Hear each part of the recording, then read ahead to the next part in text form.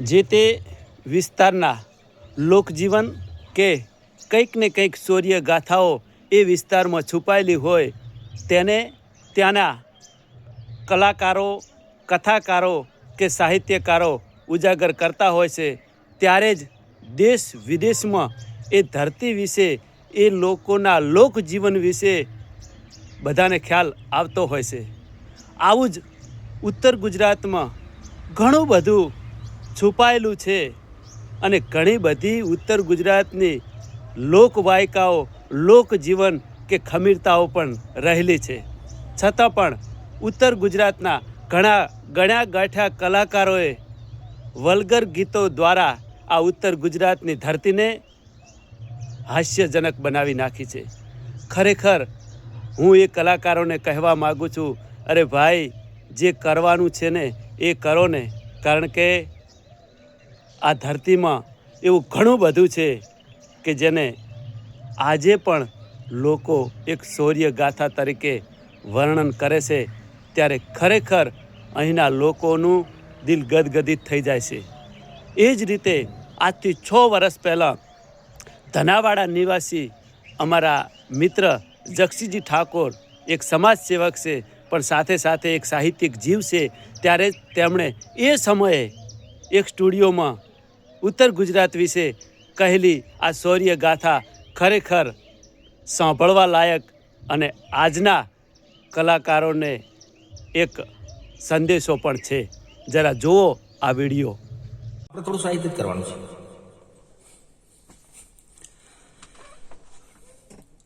જય માતાજી મિત્રો,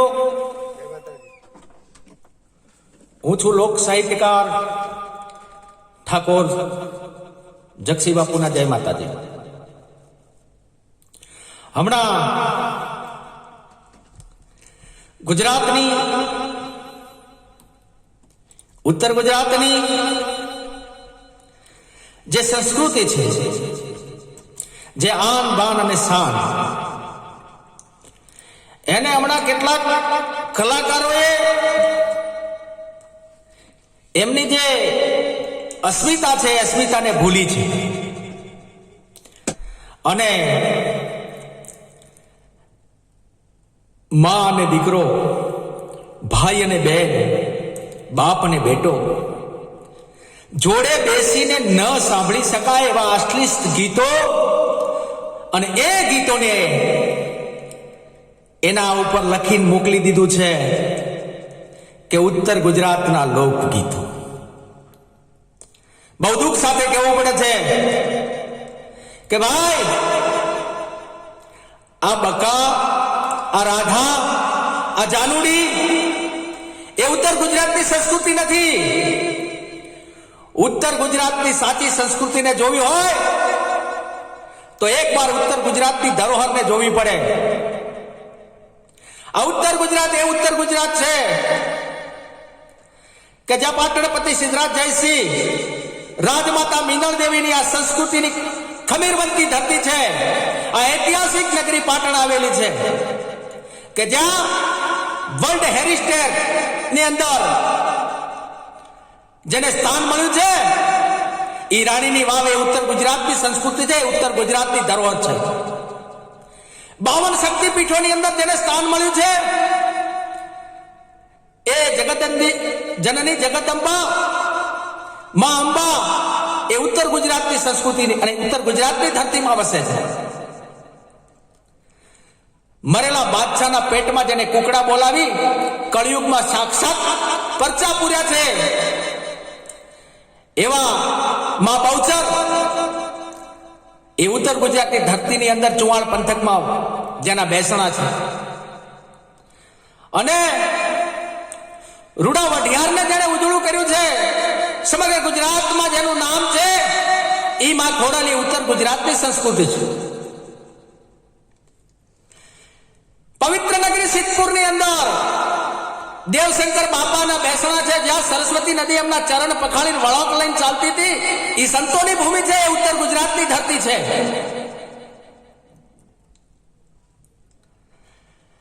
જ્યારે અકબર બાદશાહના દિલ્હી દરબારના 7 રત્નો હતા, ને 7 રત્નોની અંદર એનું એક મોઘેરું રત્ન તાનસેન, અને એ તાનસેનને જ્યારે દીપક રાગ ગાયો અને એ દીપક ઉપર મલ્હાર ગાવાનું આ ભારતની ભૂમિમાં કોઈની તાકાત નથી. અને એ ઉત્તર ગુજરાતની વડનગરની ધરતીમાંથી બ્રાહ્મણની બંને દીકરીઓ તાના અને રીરી એમણે મલ્હાર રાગ ગાય અને તાનસેનની અગન જ્વાળાને ઠારી હતી. એ ઉત્તર ગુજરાતની સંસ્કૃતિ છે. મહાન સંગીતકાર ગૌરંગભાઈ વ્યાસ એ પણ આ ઉત્તર ગુજરાતની ધરતીમાંથી થઈ ગયા છે.